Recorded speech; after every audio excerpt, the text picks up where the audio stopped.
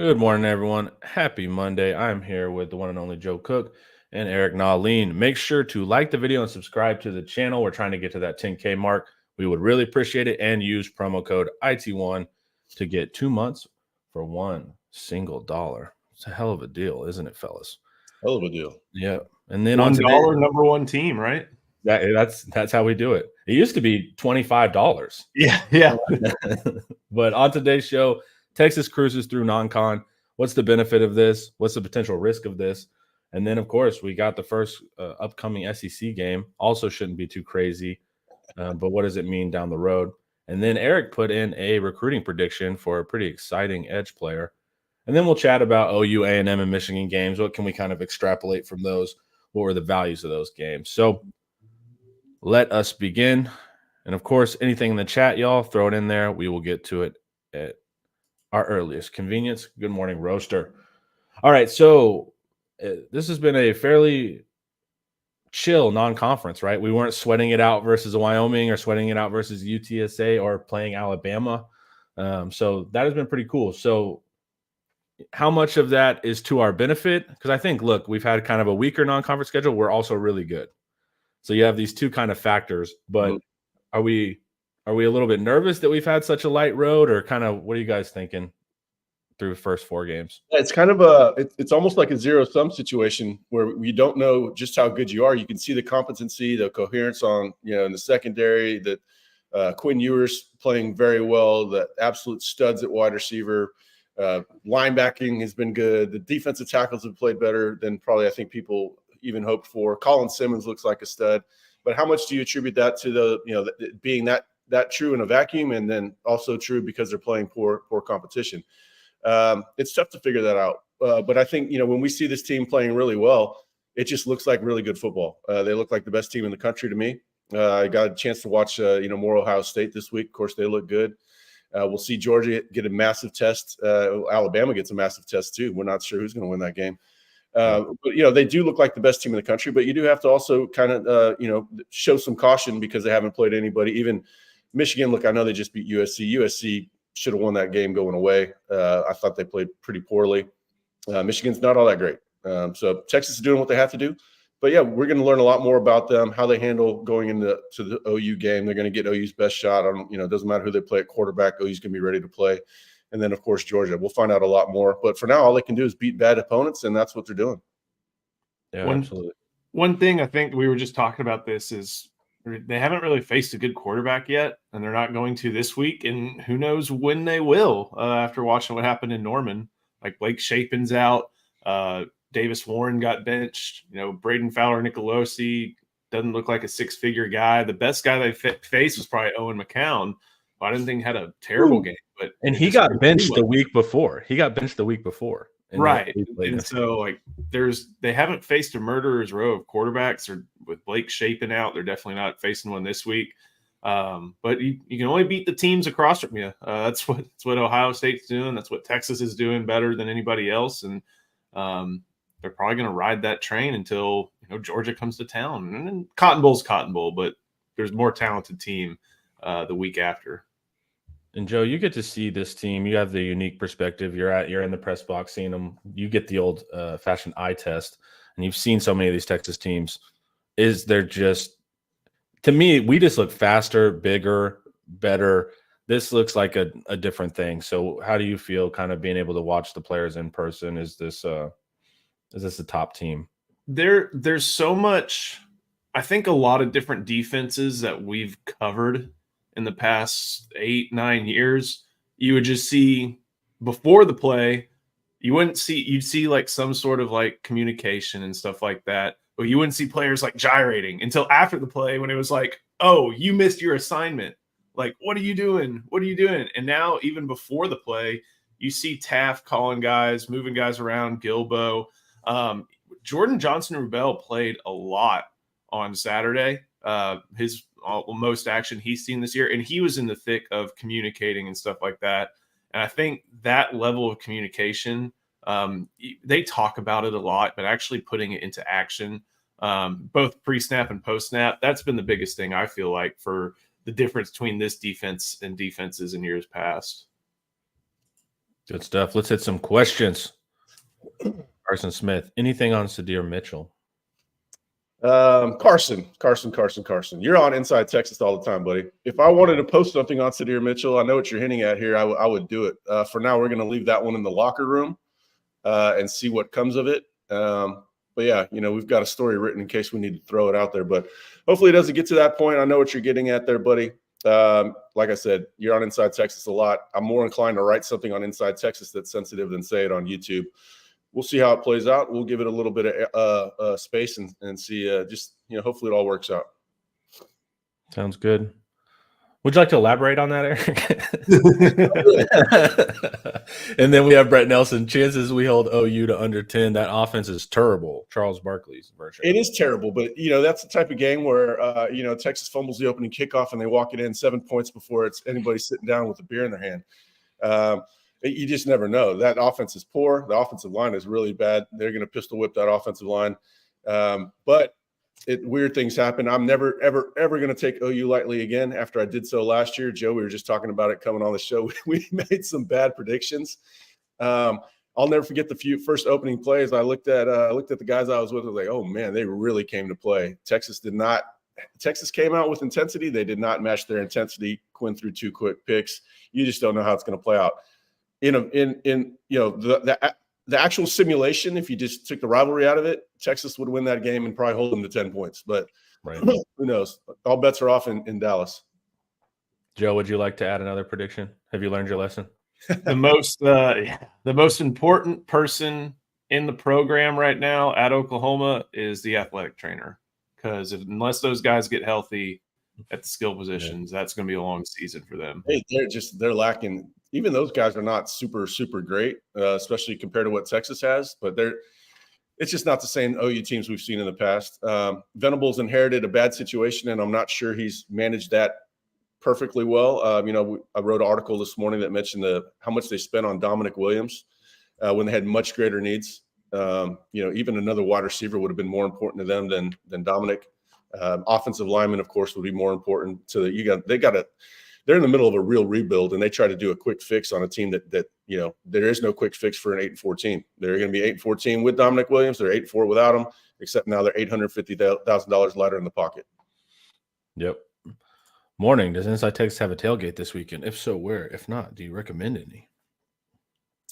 What's the best tailgate right now? Normally we just bounce around and see if some of our members will have tailgates. I would recommend going and see Pinkerton over there at Longhorn City Limits. He's got his barbecue pop-up over there. Go get some of the best barbecue there is. Bevo Boulevard is fun. If you're on Inside Texas, pose that question on the board and we'll get you lined up with a tailgate. If not, maybe I can have an answer for you later in the week, Mr. MJF. And Joe, you don't get to participate. You're always working, right? So you just have to walk by everything. Once or twice. Yeah. If Ewers doesn't play this weekend, do you think that means he will spend this week getting a head start by watching OU film? He could. It depends on what they put on the player iPads, but something Sark talked about both on Thursday and then after the game is just how Quinn, and we all saw that clip, I think, of Quinn kind of having fun on the sidelines with the guys on the first team. Like, he's locked in. He's got to be locked in like he is playing, because if you start doing anything different, then you're out of routine.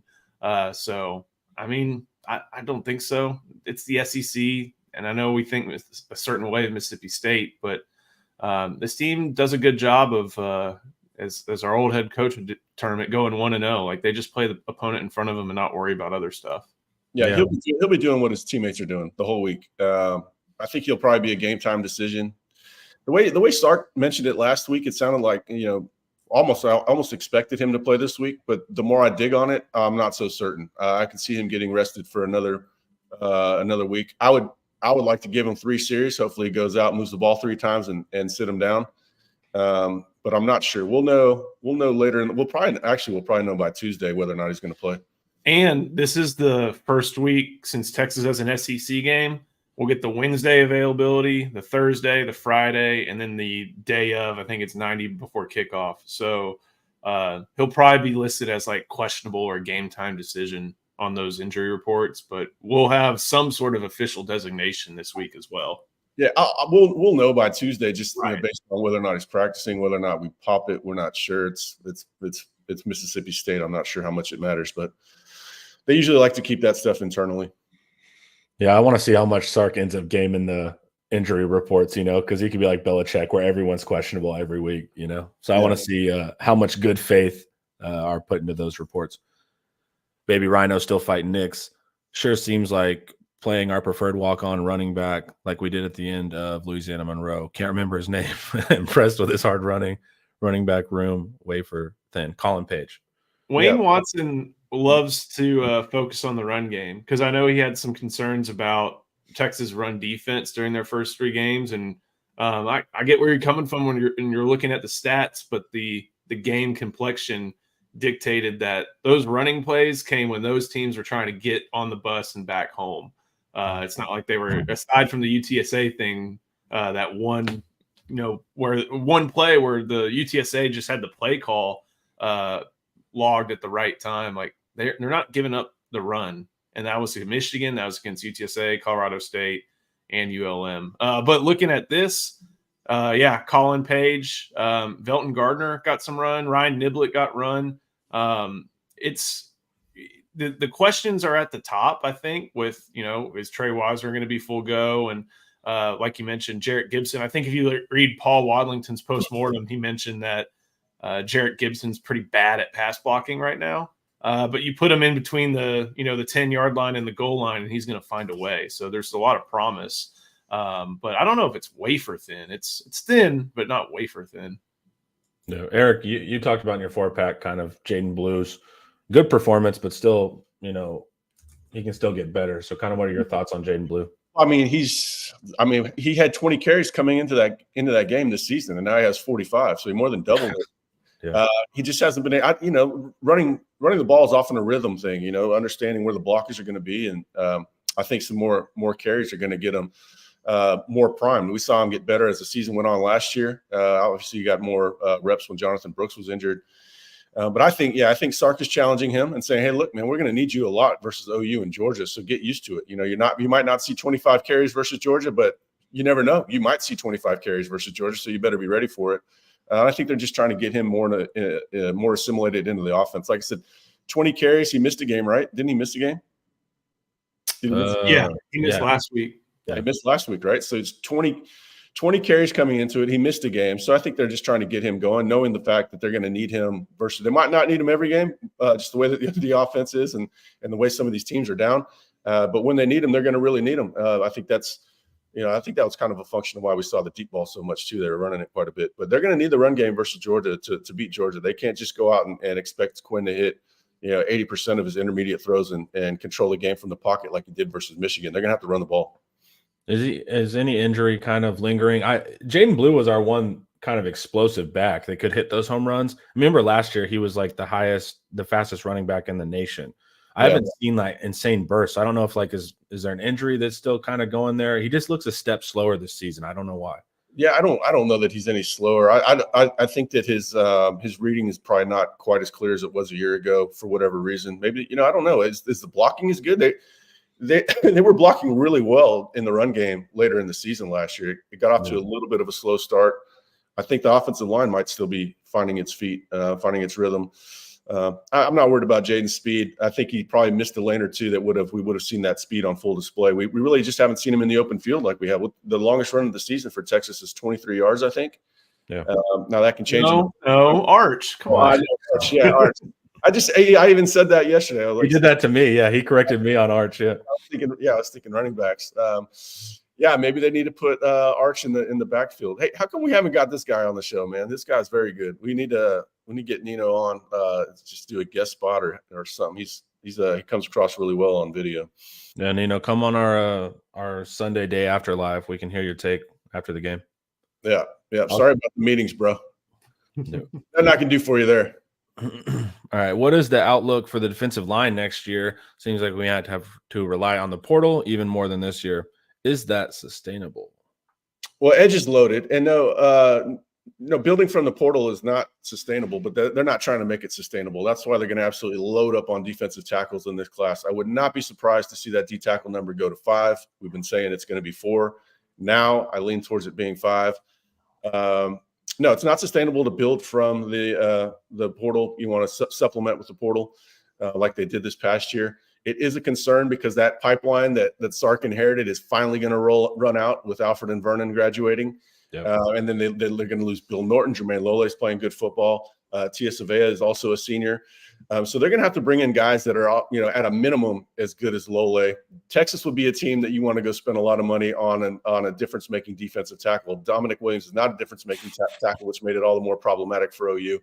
But Texas is not going to be a team that goes, that is in the 8-4 hunt next year. They're going to have championship dreams next year, so they'll go big for a defensive tackle. They're hard to find in the portal. The difference-making defensive tackles are hard to find.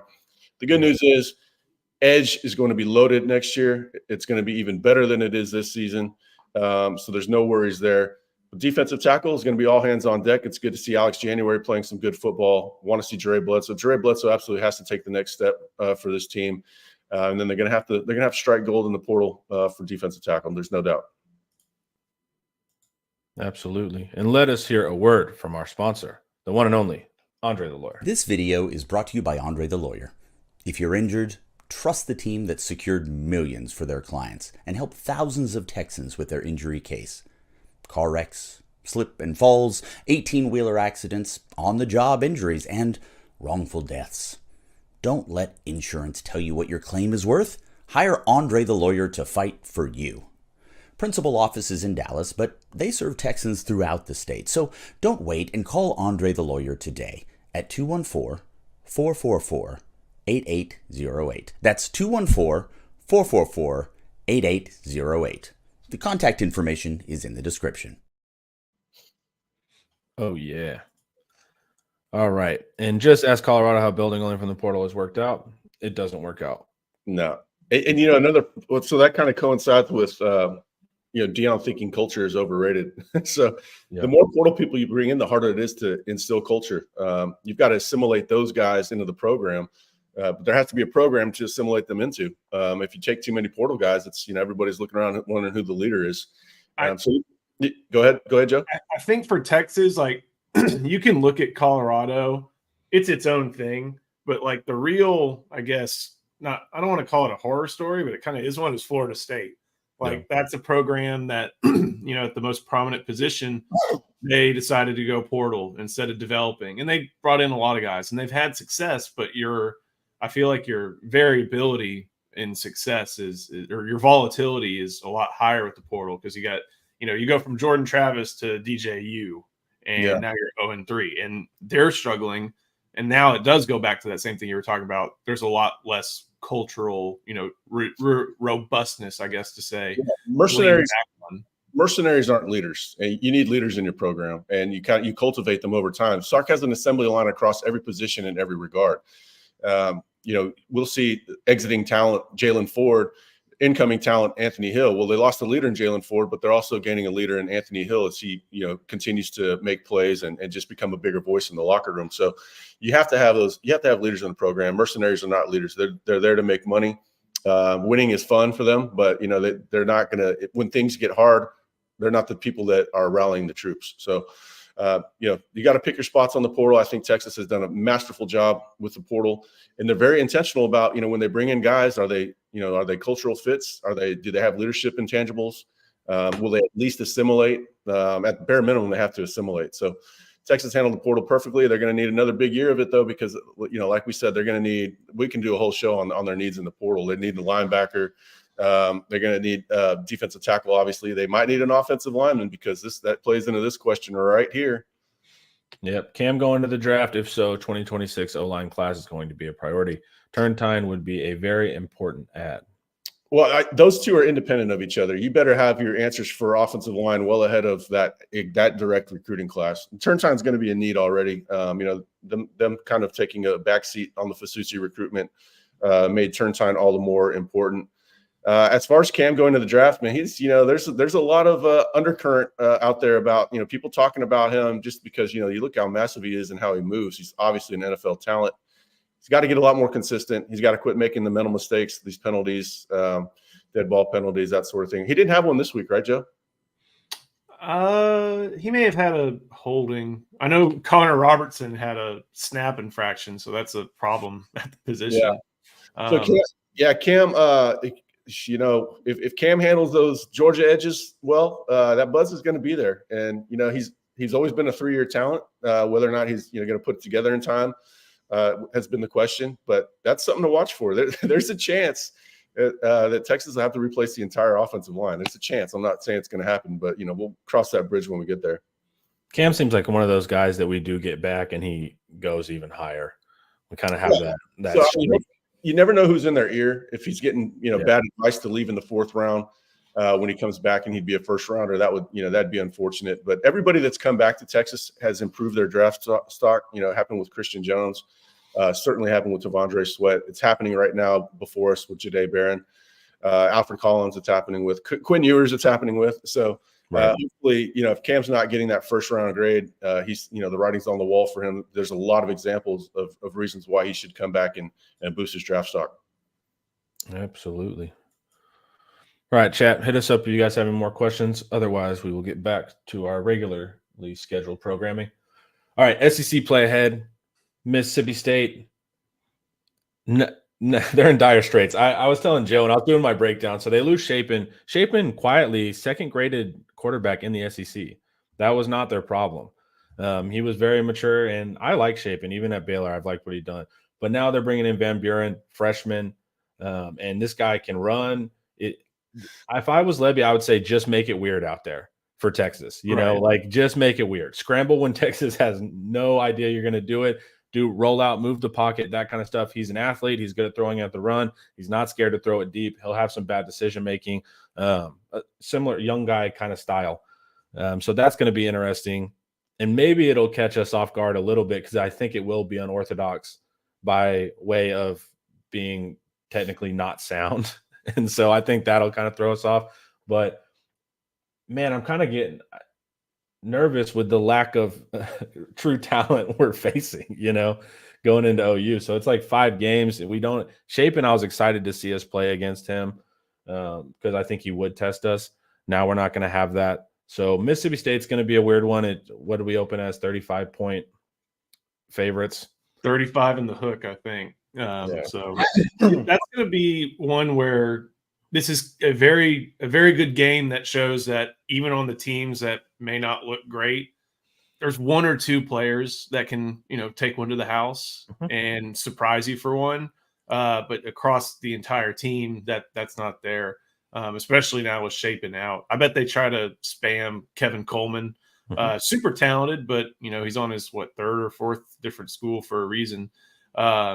He had 7 targets last week. He had a rush as well. Like that's kind of one of their few playmakers on offense. You mentioned another guy, was it Carver, who has some good run, but you know, Carver. I think we had these concerns. I had concerns about, look, PK struggled with that offense, whether at, you know, TCU and the pseudo Bryles Dykes form of it, whether that was Oklahoma when they actually had a quarterback.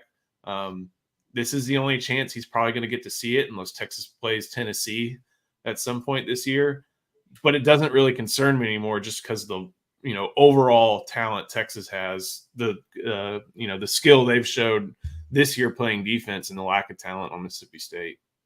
Yeah, they have foundational issues at Mississippi State. Offensive line is going to get absolutely wrecked by Texas. If you put yourself through the Mississippi State-Florida game, that's just a bad team. They're the worst team in the SEC, right? I mean, Vanderbilt, it used to be Vanderbilt. You can't say Vanderbilt anymore. Vanderbilt's probably better than Florida. Vanderbilt beat Florida 2 years ago. I bet they could beat Florida right now too. Yeah, I don't know where they're going to find a win. Yeah, that's just a tough job. And they've had. I'm not sure they made great hires in back-to-back years. Yeah, and it's just, I mean, you can't even evaluate this year one. I mean, you're just going to have to wait for next year with Lebby to even get a pulse on, because you lose your starting quarterback too. I mean, they're just going to be in free fall. There's really not much going on there. And the defense is awful, 100th something in yards per pass, 100 something in yards per rush. I mean, they're just kind of bad. They have 0 sacks on the year. They average 0 sacks per game. Wow. So they don't even have a pass rush. I mean, it's just they got nothing going on defense. And if you watch, who did they play? Toledo. Toledo was straight up bullying them in the fourth. We got worked by Toledo. Yeah, like, and Toledo's a good program, don't get me wrong, but if an SEC program is pushing around 300 pounders, our G5 is pushing around 300 pounders, and the hands are on the hips in the second quarter, I mean, it's not a good look there. So we'll see. OU Georgia, which defense is best suited to stop Texas? Are they going to do any better than Michigan? Well, nobody's stopping Texas but Texas. Maybe Ohio State. Ohio State's got a really good defense. Georgia's better suited. You know, they got the potential for a pass rush, although Texas's pass blocking has always been good. Doesn't matter who you put before them. They always rise to the challenge. They will have schemes to come to protect against their good, talented edges. They're okay at D-tackle. They're not. They've been stronger in years past. Linebackers are good. They got athletes in the secondary, like always. They're not quite as talented as those national championship teams, though. I think, you know, Texas is in a good spot to put up points on Georgia. And OU's got a, you know, first of all, they got a good defensive coordinator as their head coach, right? He's got a tremendous track record, and he'll throw something new at Sark, you know, that Sark wasn't expecting. Venables gets creative. We saw them give Tennessee some issues this weekend. You know, they've got good coordination. They just don't have the same athletes that Georgia has, but they're okay on defense. They're not the problem with OU is not their defense. It's their lack of skill talent and their offensive line, and then their youth inexperience at quarterback. Yeah, I think OU's 9th ranked defense right now. Venables got the defense right, but, you know, he's bounced around with quarterback issues and offensive coordinator. You know, there is some consistency, but there's also inconsistency to where he hadn't fixed the offense yet. And we saw that a lot with Texas coaches who had their side of the ball. We saw it with Strong, never figured out offense, and then the defense collapsed. Saw it with Herman, like the defense was okay, but then the offense collapsed. Like he just hasn't figured out offense quite yet. And they've tried, but he just hadn't done it yet. And it's really curious that that's the way that program's going, because Bob Stoops figured it out, his mentor. Bill Snyder figured it out in his own unique way, and Dabo figured it out eventually. So that's 3 different examples Venables can follow, and offense is not succeeding despite all that. Yeah, it's kind of you need to be a head coach, not a coordinator, you know? And so, and him having to go back hands-on as defensive coordinator is also a shine. He tried to give it to Roof, but even he had to go back and take control of that. 79 points in 2 years on OU. I don't think they're better suited to stop Texas. Fair enough. They play fast. I mean, OU's defense, that's what is going to keep them in the game. They got some players, man. The secondary specifically. Yeah, they've got some experience. Woody Washington just refuses to graduate. How long has that guy been in? It feels like he's on Drake Stoops' career plan. Jeez, man. We got a super chat. Oh, man, this guy put us on the spot. We can't ignore a super chat. Otherwise, I would have ignored that one. I didn't even read it before I clicked it. You guys yet discussed the fight between 2 Texas players on the sideline of Saturday's game? Did you see it, Joe? I didn't see that. I was trying to get – we do a good job of having stuff at the whistle, so I was probably writing at that point. Fight's not the right word. One player wanted another player to go into the game. The other player didn't want to go to the game, and they had a disagreement. And you know, leadership stepped up and kind of told him he should go into the game, and he walked off and didn't go back into the game. So there's no update with Sadir Mitchell on YouTube, man. It's if it's a locker room issue, we'll let it be in the locker room, and hopefully it gets figured out. If there's something guaranteed to get out, then we'll pop it. We'll break it. For now, we'll leave the locker room stuff in the locker room, and I'm certainly not going to talk about it on YouTube. Yep. Also, man, these are 20-year-old kids in a simulated war environment. Like, you just gravitate towards the drama, man. Everything is good in Texas. I mean, they're winning. They're number 1 team in the country. You still got 100 guys around, and there's going to be little minor skirmishes here and there. It happens. It's especially in the heat of the battle. If it cools off, then that's good. Then nothing should have ever come out about it. If it's going to come out eventually, then we'll go ahead and be more open with it when it's time. But we've done a really good job over the years of keeping the drama to a minimum, leaving the locker room stuff in the locker room, and I think fans should want it that way, anyways. Yeah. And also, our sponsor just got a wonderful lead in. We were able to lead you in with the drama there.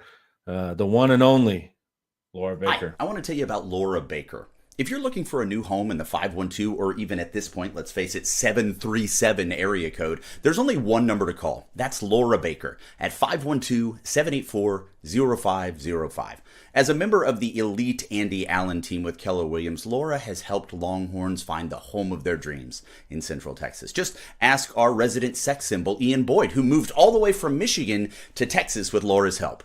Laura can help you find what you're looking for in the 512, the 737, or even parts of the 254 and the 210. Just, give her a call at 512-784-0505. Her email is in the description as well as the rest of her contact details. She's a friend. Give her a call.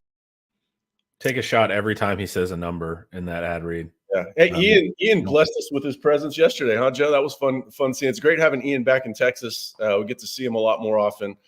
Out there talking ball. We had a number of subscribers out for this little thing honoring Joe's life event. It was great seeing all those guys. Good part of that's our community is really good. You guys should come check it out. We've all become really like real life friends. You think when you hit a certain age, you're done making friends, but if you join UT, you're probably going to make some more friends. Great seeing Ian back in town. We appreciate Laura Baker for making his move back to Texas easy. Ian lives in Liberty Hill, so I'm waiting for the day when he becomes just radicalized and it's like all that stuff I said about passing offense. No, wing T, it's time. Run the ball. I didn't say anything about them being paid. I didn't say anything about them being 20-year-old kids. I didn't say that. I did. I said they're 20 in the heat of battle. So they're getting paid. Don't give us crap about 20-year-old kids. I'm not saying that they're 20-year-old kids like we need to protect them, their children. I'm saying 20-year-olds are dumb and they fight each other. So it's like that's what I mean by 20. Grown men are dumb and fight each other. Why does Clay Copeland want bad news out on just to feed his little insatiable appetite for bad news or what? I mean, why on earth would we put that out there? Yeah. It doesn't make any sense. We're not a fan of the TMZ style of covering the team. No, we don't do TMZ. Yo, who's the better QB going forward? Michael Hawkins Jr. or Marcel Reed? I think Reed because he's going to be able to stay on the field. I don't think Hawkins is going to be able to hold up if he takes beatings and flies in the end zone like he did on Saturday. Dude, those were crazy, man. Those replays. Reed has a better offensive line, right? So I mean, marginally better. Yeah, that's gonna be interesting to see you play out. I mean, look how fast things change in the football world. You had all these Aggies beating their chests about how great Wegman was and how great OU doing the same thing. Jackson Arnold's better than Arch Manning. Arch Manning would never be a 5-star if he didn't have that last name. Yep. And then just look how fast it turns. That's why, man, as fans, Texas has it really good right now. Just remember that this thing can turn on a dime. You could have your fortunes change rather quickly. Every time Arch throws a pick, I call him Arch Smith. Mm-hmm. Yeah, got you. That's not a Manning play. That's a 3-star play. Yep. This is what, real quick, I think Van Buren for Mississippi State will give us a really good proxy for Michael Hawkins Jr. Because Van Buren's going to have no choice but to start running around.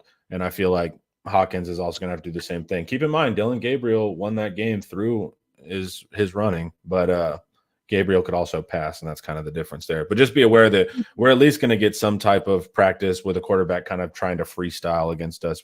So they let Dylan Gabriel go, a steady hand, a guy that almost I wouldn't say single-handedly beat Texas, but he put that team on his shoulders. Yeah, for Jackson Arnold, unbelievable. Yeah, and I think Jackson Arnold with like a development curve, sure. It's like see him in year 3 or year 4, but that's a huge blunder, man, to let DG go off and then put all your eggs in that basket and then have to bench him in the first game that matters.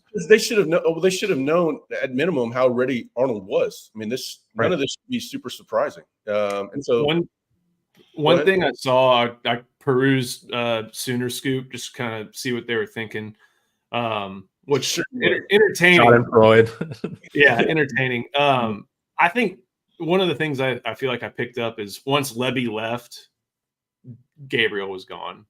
It didn't really matter. So I don't know if it was a Gabriel decision. I think it was also it just as much as it was an OU decision. I think it was a Gabriel decision too. Like I was here for 2 years, and now my time to leave is now.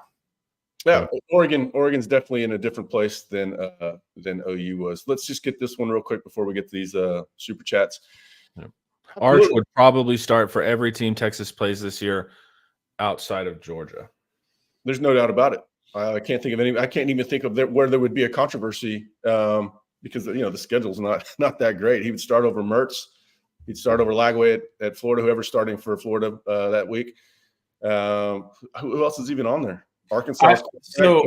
I think I agree with this, but I think the place where you would have the most difficult conversations probably Tennessee, just because of the investment they've made with Nico. Tennessee's not on the schedule, buddy. Oh, yeah, that's a good point. Hypothetically, here's my take. I don't know if he'd beat out Shapen. Give me a freaking. I'm being dead on. I'm being dead serious, guys. Looking at Arch, he's a little slow in his progression. Shapen has better command of that offense. He's an older guy. I think it would be that situation where, of course, you want Arch Manning on the field, but Shapen is completing, and the second graded SEC quarterback. Arch has not been graded that way. Could you imagine a Manning at Mississippi State? I know that's ground. Yeah. Even Ian thinks you're being contrarian right now. I swear I'm not, though. I have the data to back that up. And so I think big data. Yeah, big data. All right. Here we go. Sugar Daddy. He never lets us down. I'm pretty confident in our offense against that OU defense. Am I drinking too much Kool-Aid? No. Yeah, you can feel confident. Texas is that's a good defense. It's not a great defense. Now Venables is going to throw some wrinkles out there. He'll throw this 3 safety look out there, but the way that Ewers is controlling the middle of the field in the middle range passing game, I feel good about Texas against any defense in the country that I've seen so far. Who has the best defense in the country? Right now, number 1 is Georgia. Okay, well, I feel good about them moving the ball on Georgia. It's not going to be a blowout or a super high scoring game, but they're not going to be shutting down Texas. I think Texas should move the ball versus OU.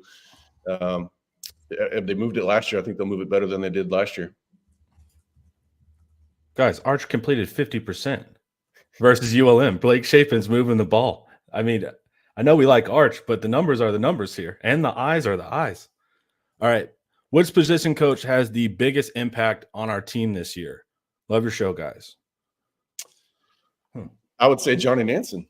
If we're talking about position coach, he's kind of a co-DC, whatever. But, I think Nansen has done – we've heard good things about Nansen helping out with team-wide run fits, making sure that the back end and the front end are on the same page as far as run fits go. And I think, we've seen the defensive backs are making tackles all over the damn field. Last time I looked at leading tacklers on the team, there were like 5 DBs were in the top 7, I think. That might have changed, but Jalen Gilbo's way up there. I think Nansen's made a good impact. That's not to minimize what Terry Joseph and Blake Gideon have done. But I think Nansen is probably, if you're just going with a pure position coach, it's probably Nansen. What do you got, Joe? If I'll do offense, I'll do I got to give Tashard Choice credit. Like, you have running back 1 and another running back go down, and there's still, things to shore up, but production seems to be there. They're getting Jaden Blue the ball. Jarrett Gibson's showing progress. Like, I think what Tashard Choice has done to make sure that the run game keeps progressing pretty much without a hitch or without losing a step from Brooks and Baxter is worth a lot of credit. I think Jeff Banks deserves a nod there. Look what they're getting out of Gunnar Helm was always a good template. We're seeing him become a really good player. A couple of weeks ago, I put him as a 5th-round draft pick. I bet he's going to go in the 3rd, and then Juan Davis is balling too.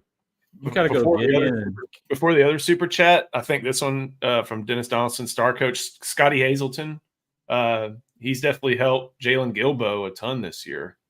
Be someone who went from afterthought on the bench to starter. Yeah, that's actually Terry Joseph, but yeah, Hazelton is working with stars as well. But yeah, Gilbo. We talked about it a lot in August, and it's met our expectations of him being able to hold up there, not just hold up there, but play well. And then that puts Jahdae Barron out there at corner, and all of a sudden you got one of the best pairs of corners in the country. Yeah, I was going to say Gideon and Joseph, right? The improvement of the secondary so far this year has been really cool. Then this blends in perfectly. Most surprising DB this year to you guys personally? Surprising. Most surprising DB this year. Well, for the common man, it's going to be Michael Taft. Hey, that guy is good. We are not the common man over at Inside Texas. We knew that all along. Most surprising DB this year. Man, I guess you'd have to go Gilbo just because, we heard about it all offseason, but we hadn't seen it. He looks really good. I mean, there's no weak link in the secondary. Even when they rotate, they've got guys coming in. Gavin Holmes has played well when he's in. Javion Cole was flashing all over the field the other day. His interception was awesome. That was great to see. Yeah, he's got that speed was on display that Cole has. That offered me some hope for next year when they're going to have to they got to replace Jahdae Barron. Most surprising DB, I don't know. Who do you guys got? I guess you have to go Jalen Gilbo kind of by default, but we did kind of expect it based on offseason intel. I mean, Makuba, he's playing like he did at Clemson, maybe even has leveled up. Maybe the fact that he's found a new level is a surprise, but I can't think of – I think it's got to be Gilbo. And did y'all watch on that pick? Remember when Barron left that weird screen to come over the top and get his interception? I think Javion Cole did the exact same thing. So that's 2 times this season that corner has recognized the play, recognized the flea flicker. I don't want to say freelance, but he's like, there's no one else to make this play but me, and gone and got the ball to. Yeah, don't throw the post against us. Yeah, they're playing with their eyes. I think Jahdae Barron was giving Terry Joseph credit for how they're using their eyes this year. Big development. It's high IQ athletes in the secondary. It's they got a great blend of both. I knew Gilbo had to be good if they moved Jahdae. I'm surprised Makuba is so good. Makuba is looking like he's on the trajectory he was as a true freshman. They switched his positions at Clemson. They moved him at start, and he wasn't as comfortable, or he didn't make near the impact. But he was a certifiable star as a true freshman playing safety. It's kind of, why did they move him? Just find yourself another star. I guess because they don't use the portal. Yeah, Makuba's right on that same trajectory. He was a freshman All-American. Very, very. He's smart, and he's also rangy, and he'll throw his body around too. He's not the biggest guy, but he'll mix it up. Cole is a D version of Bolden. Both make the best of their playing time. Bolden's certainly forcing it, right? He's trying. Yeah, he's trying. He's doing all he can to make a play, and I get it. He's surrounded by playmakers. He wants his opportunity to take advantage of it. But that was great to see with Cole. They're going to need him next year when you got next year. It's going to be Kobe Black is going to be probably the starting boundary corner, but they're going to need Cole to kind of take that Gavin Holmes role as a third corner. Of course, Warren Roberson will get in the mix too. And chill out on those punt returns, dude. You're scaring me. All right, and Parker, and I'm going to wonder which DB is graded the highest. I'll get that number for you here in a second, Wayne. I pulled up PFF, the Livingstone one. He's played 17 snaps, saw 4 against Colorado State, 5 against UTSA, and 8 against ULM. And then if I can get PFF, for what it's worth on defense, what was it, the highest graded DB? Barron. And he is. Are you looking at coverage or overall? What should I look at? I'm just looking at coverage, but let's see. But coverage, you can look at overall too. Let's see. Anthony Hill, Wardell Mack, Jahdae Barron as far as coverage. Overall defense, Jahdae Barron, Wardell Mack, but he's only had 18 snaps, and then Anthony Hill right after that. And then Colin Simmons, too. Yeah. I'm surprised they don't have Taff higher, because I would bet that it's Taff and Barron internally that are grading the highest at DB. No, this is what it says. So if I put cornerback and safety together under coverage, number 2 in the SEC is Jahdae Barron. Number 5 in the SEC is Taff. Oh, and Gilbo grades very well internally as well. And then I don't know how Malik Muhammad wouldn't grade well. He's never doing anything wrong. So Malik Muhammad is number 12 in the SEC of all DBs, and that's out of like 200 DB or 112 DBs. Yeah. So you just see Muhammad once a game, swats the ball, puts the sword up, and then you don't see him again for the rest of the game. So one thing I looked at Malik, like he doesn't get thrown at. Right. And he's been thrown at 12 times, and there's been 3 receptions.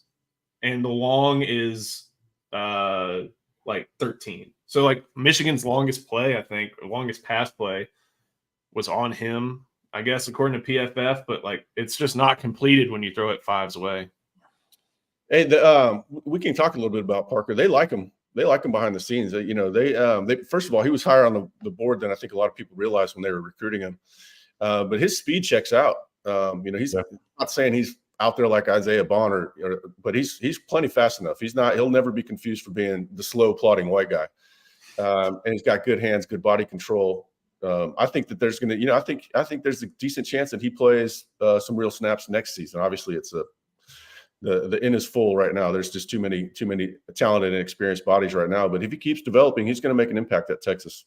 Cool. And then see Gaddis, we got to respect Makuba trying to break the laws of physics, though. That shows heart to even try to make that hit. If that guy goes into the portal, it would not break my heart if Texas went after that cat. He's number 22, right? That freshman running back. That guy runs hard. They knew going into the game that guy ran hard, and he checked out on tape. You're talking about Ahmad Hardy, right? Yeah. Me too, right? Yeah, that guy. Yeah, he's gonna get poached. That's just that's a matter of time. I said that in my breakdown. I'm like, he'll be there like a year. Jahdae Barron is killing it. If he continues to kill it the rest of the season, which round do you guys predict he will get drafted next year? Second round. I predicted he would be a second round draft pick, but I thought it would have happened after his junior year. That didn't happen. Obviously, I think they had him. I think some of the noise I heard was like fifth round, which I don't get it. I don't get it. But I could see him going in the second round because now they're like, okay, if he's not, he might be a nickel or he could be a corner. And last year they just kind of had him pigeonholed as a nickel, which I thought was wrong. I think the NFL is going to round into my view of him that he can play corner. I think he's going to run 4.45, which is league average for corner, and that'll be good enough for him because he's got all the other traits that they're looking for. I think he goes in the second round. But what's his height? He's 6 foot. 5'11". His physical specs and his combine specs will check out easily. Yeah, he's well built. I mean, he's not the biggest guy in his upper body, but you look at his legs. He's well developed. And he's going to do great jobs in the interviews. So again, he's a good athlete, better athlete than I think people give him credit for because of that. You see him at a nickel, and you just kind of assume that they moved him to nickel because he wasn't a good enough athlete to play corner. Well, that's not the case. We actually heard in August that his best position is corner, and we heard the same with Jalen Gilbo. Somebody told me that Jalen Gilbo would be a better corner than he would be a nickel. So that's just something to keep tucked away. But I think he's going to go in the second round. But I'm also biased to my original beliefs, and so I might just be sticking with that because of my own confirmation. Hey, insightful. At least you know that, right? Yeah. With most people. And then Michael Taft got that hit back when he smacked their other big boy. Taft likes to hit. Would Anthill and LaFau start at linebacker next year? Yeah, I mean, are they the same position? Right, they're both Mikes. So they can both play either one. Okay. They're going to have three guys that play a lot. I wrote about that this morning because you got to include Anthony Smith with that projection of having another big offseason. They're going to have three studs. Those are all guys that are going to be drafted. They're all going to be drafted relatively high. Anthony Hill will be drafted high. Anthony Smith will be drafted high. I think LaFau will end up being drafted relatively high. I'm not sure how it's going to play out because there's a number of things they can do. Ant Hill and LaFau can play either spot. Anthony Smith is going to be just a will, at least for now. I think he can eventually grow into a Mike, maybe his senior year. But it's going to be interesting. I tend to think that they would have LaFau in space and have him at Mike and Anthony Hill and let him sort of do some of the downhill destruction stuff that he's really good at. And LaFau is extremely comfortable in space. He's even better in space than he is coming downhill, and we've seen how he is coming downhill. So I tend to think LaFau at Mike, Ant Hill at will, Anthony Smith at will, but Ant Hill will still play Mike when Anthony Smith is on the field. One of the things, I know I've talked about it on here, but I love bringing it up. If you go watch LaFau's film in Hawaii, it's not like he's facing, teams running the veer. Like there are a lot of spread offenses in Hawaii, and they produce good quarterbacks, and he's playing great defense and playing well in coverage in his film. And that was the thing that attracted me to his film from the very beginning. I'm like, this guy's going to gain, 15, 20 pounds, be 230. And, I'm not going to doubt his ability to come downhill. And I think we've seen that play out pretty well over his first couple of weeks. And he was also a guy who earned a lot of respect on special teams for playing really well on special teams last year. Great evaluation they did there. Sources always told us that everybody's underselling that guy. If he's in Dallas, he'd be, a high 4-star. Everybody would be after him. Ultimately, Oregon and Tennessee did come after him, and Texas was able to keep him committed. And that was it was a sneaky big get. We said it at the time. It's a bigger get than people realize. We're starting to see it on the field now. Hold on, we got another question on. This can only be about Parker Livingstone. He ran 26.9 as a sophomore, which is fast, especially if you say, let's say you continued working at track instead of playing baseball. So he would, let's say he ran a 21.3 as a senior, just speculating. That's not a huge jump. That's fast. That's just plain old fast. Adrian Colbert was a fast football player. He ran state. He won state. I think it was 3A or 4A at 21.55, and he was a very fast football player. So I think it's fair to just call Parker fast. Maybe not fast, but also not just fast for a white guy. On Athletic Net, he has a 11,700 meters. That's terrible. And how you got that? We need more context. What was he? 12 years old? Yeah. Well, mile split sometimes 2022 outdoor. 2022 outdoor. Yeah, 21.69 is the number to have there as a sophomore. Was that on mile split or athletic or whatever it was? Anyway, he's got a very verified 21.69 somewhere. He can run, and also it checks out on the football field. I mean, that guy was always behind secondaries at the 6A level. Cool. Yeah, 21.69. Dennis Donaldson. Any other team go from 2 to 1 when quarterback 1 goes down? FSU knocked out.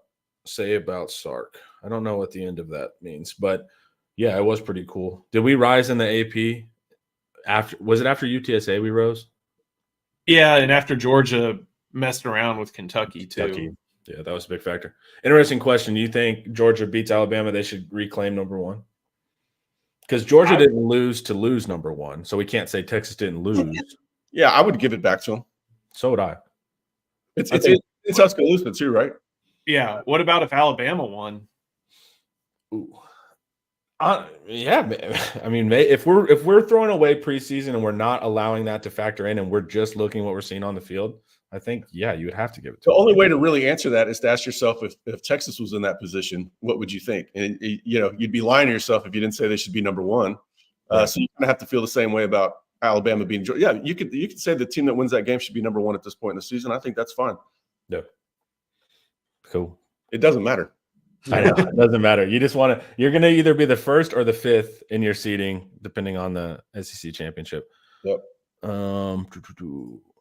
Probably impossible to know for sure, but could Flood be a priority head coach candidate this offseason? We hear that he's quite comfortable in Austin. I think he's got a younger kid in high school or just starting high school or maybe 8th grade, something like that. And I think that he wants to kind of see that through is what we had heard. I don't know. You never know what school's coming calling for him. That could change the calculus. But we hear he's very comfortable being in Texas, loves working with Sark. They have a close relationship. I don't know, I don't want to say never. I'd say it's unlikely, but I also don't know what school's coming calling for him. Does he have a relationship with that athletic director? There could be a number of factors that I don't know about, but he's not a guy that's itching to leave. Like with Jeff Choate, we knew that Jeff Choate wanted to go be a head coach. Jeff Banks is the one that we're watching as an upwardly mobile guy. But Flood's already done it before, so I think it would have to be a really appealing spot for him to move. If you're Kyle Flood, you are really good you're great all over the country now, but your connections and your home is, that tri-state area. And the only job I can really think of that's going to open up, unfortunately, is Stan Drayton at Temple. Do you want to go to Temple, or would you rather just stay Texas offensive coordinator? No. You just saw Drayton try that. Don't. He's not going to Temple. Right, exactly. I feel like the any impact on Texas would come from more Texas-centric jobs instead of national jobs, like what Baylor decides to do and trickle down from that. If Rice opens up, which kind of looks like it'll happen, maybe that affects Texas and its assistant staff at some point. I don't think any of the big national jobs like, Florida opening up, which is just a foregone conclusion, will affect Texas too much. I think it's going to be what happens at Baylor and then what happens at UTSA and Texas State and then maybe UTEP and all over the place will have more of an effect on Texas than any big national job. I would have thought Banks would be perfect for UTSA, but now Traylor's not looking as upwardly mobile as he was just a year ago, which is silly, right? It's just on a poor roster cycle. He lost some guys in the portal, but I could see, Banks would be perfect at UTSA. And first of all, they already, the system already knows him. The Board of Regents, they already know the guy, so some of the negative reputation that Banks has out there, I don't think Texas that would not keep the UTSA or the UT Board of Regents from making a move like that. But it doesn't look like Traylor's going to leave after this season when he's been close to leaving the last couple.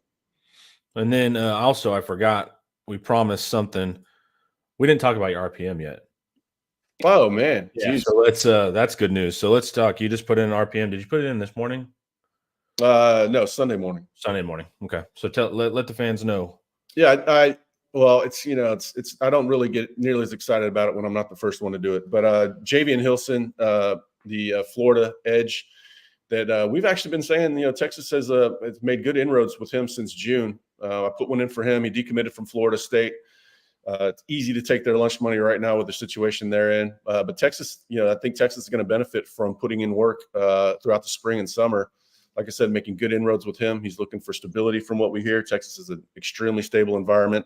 They're pitching him on using him like Colin Simmons, who doesn't want to hear that, and he can actually pull it off. That's the pitch. Yeah. He's got I like that guy's got a lot of strength in his hands. He reminds me of sort of like Malcolm Roach. Malcolm Roach was always going to outgrow outside linebacker, edge, whatever. But I think Hilson's kind of like an edge version of Malcolm Roach. Really intriguing player, highly rated. Texas wants a third edge. I think it's going to end up being him.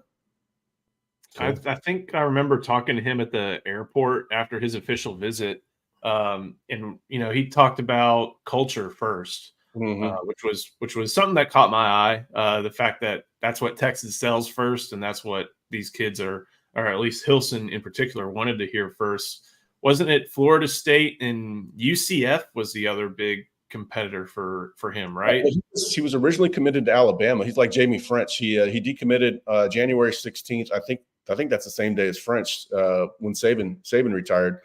And so it would line up that culture matters to him if he was previously committed to Alabama. And then Florida State, I think they did a good job. They were building off of that season, which my sources in the Southeast said were a facade, and they didn't think it would hold up, especially with Hilson and Myron Charles. Myron Charles had already flipped, of course.